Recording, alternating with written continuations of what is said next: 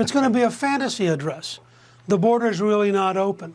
We really don't have a problem of fentanyl killing our children. Everybody's really economically happy. Afghanistan was a great success. I think they called it the largest airlift in history. The fact is that we were very clever and allowed the Chinese balloon to go all the way across the country, finishing its mission before we shot it down. I mean, what's he going to say? Look, presidents have to come into the State of the Union. They have to be positive. They have to tout their accomplishments, and then they have to call for an even better future. He'll do that. The biggest question in my mind, because he and Speaker McCarthy have actually had a decent conversation recently, does he come in and pick a fight with Republicans, or does he come in and reach out an olive branch and say, we ought to be able to work together? And I think that's a very big decision for Biden. Is he going to be the Democratic leader running for re-election, or is he going to be the President of the United States trying to work with the new Republican House? And I think that probably is the most important single point of the speech tomorrow night. Yeah, if he does the latter, it will be very much like when you were Speaker of the House. We'll see if he does it. You mentioned the balloon.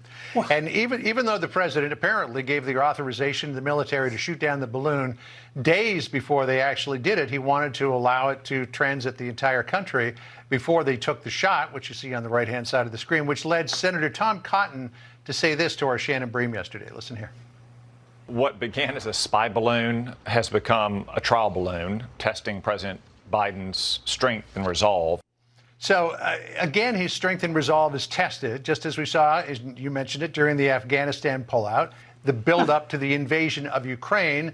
Now we've allowed China to float a spy balloon across the country. Maybe Dan Davis is right that it didn't have tremendous value to the Chinese, but it sure had propaganda value.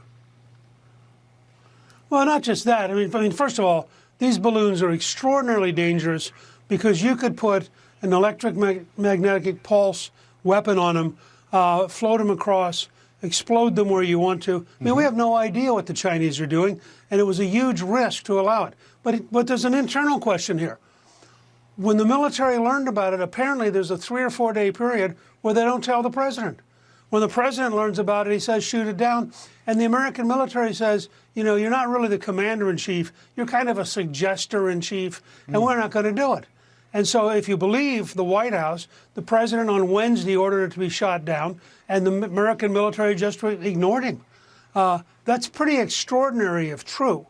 Furthermore, the idea that they couldn't find a way to bring it down safely over the United States.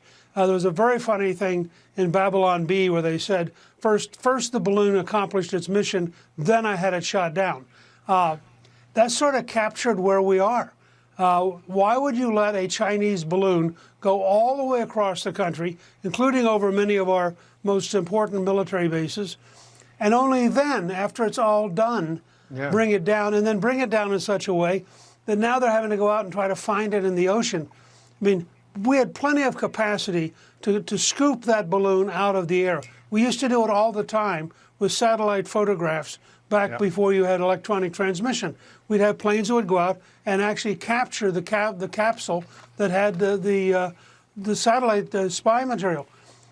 The fact that we couldn't in 4 or 5 days organize an ability to capture the balloon in the air, bring it to the ground safely, and then know exactly what the material is. This is just one more example of a bloated Pentagon bureaucracy that's more worried about dealing with social issues than it is about defending the United States. From Afghanistan on, we have seen failure after failure, and the Pentagon needs a deep, thorough shakeup.